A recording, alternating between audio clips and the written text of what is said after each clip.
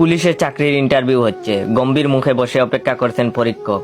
প্রথমে যে ব্যক্তি এলেন তাকে সহজ একটি প্রশ্ন করে সাক্ষাৎকার শুরু করতে চাইলেন অফিসার। তিনি বললেন, তুমি বাজারে গেলে আপেল কিনতে, 1 কেজি আপেলের দাম 100 টাকা হলে তুমি 100 গ্রাম আপেলের দাম কত দেবে?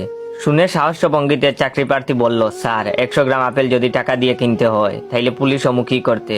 অফিসার মজা পেলেন উত্তর শুনে। পরীক্ষক বললেন, যদি তোমার বাবা যায়? চাকরি প্রার্থী বলল, আমার বাবার দাঁত নেই, শুধু কলা খেতে পারেন, আপেল দিয়ে কি করবে? তখন তিনি বললেন, আচ্ছা যদি তোমার ভাই যায়? তখন চাকরি প্রার্থী বলল, স্যার আমার ভাই যদি 100 গ্রাম আপেল কেনে তাহলে অযথা 1 কেজির দাম জিজ্ঞেস করবে কেন, 100 গ্রামের দামই জিজ্ঞেস করবে। মরিয়া হয়ে অফিসার জানতে চাইলেন, যদি সাধারণ কেউ কেনে? তখন সে বলল, স্যার সাধারণ মানুষের কি আপেল কেনার সাধ্য আছে? কিনলে পয়সাওয়ালা কেউ কিনবে। তখন অফিসার বললেন, আচ্ছা যদি পয়সাওয়ালা কেউ কেনে?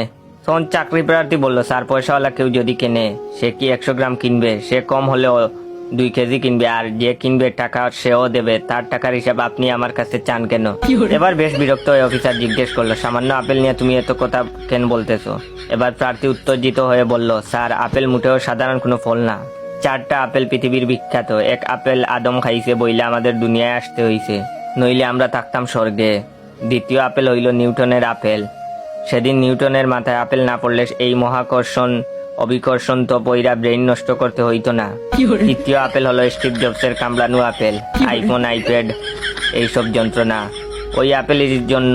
আর 4র্থ আপেল হইল আজকের আপেল, যা আমার চাকরি হওয়া বা না হওয়ার কারণ। এরপরও কি আপনি আপেলকে সাধারণ বলবেন?